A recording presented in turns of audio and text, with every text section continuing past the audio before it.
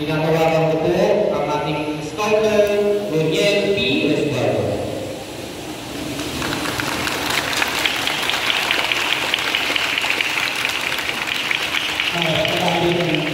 Hadap sa bawat puso sa tunay na scout. Sa pamamagitan ng diwang ito, ang lahat ay maaaring maganap at kung wala ito ang landas, natatahakit ay matibig, malayo at mahirap.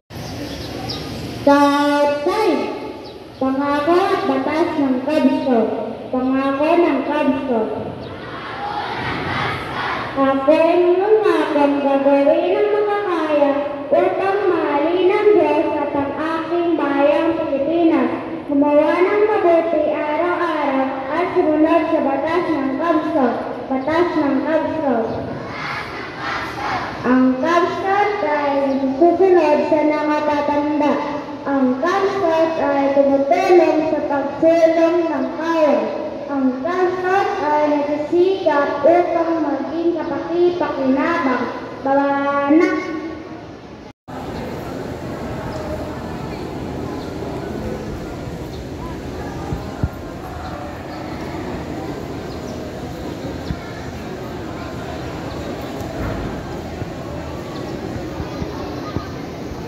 Ngayon, ating gamitin ang itong ilaw ng Cub Scout. Itong ilaw ng Cub Scout. Ready, sing.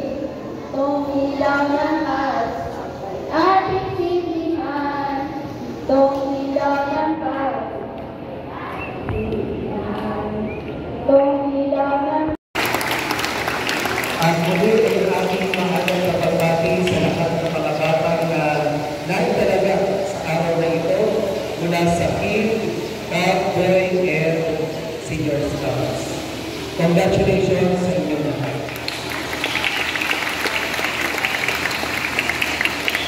Tama po yung sinabi ng ating panahon kanina na bagamat nagdagdag pa ang diwa ng Saudi ay hindi na ito nababawasan at nawawala. Ang aming hatod ko sa ating mga mag-aaral, sa lahat ng mga kapatid, most especially ang mga batang scouts na nagtalaga sa araw na ito, napakadaling maging Boy Scout, napakadaling maging Lead Scout, Cub Scout at Silver Scout. Meron ka lang pang registration.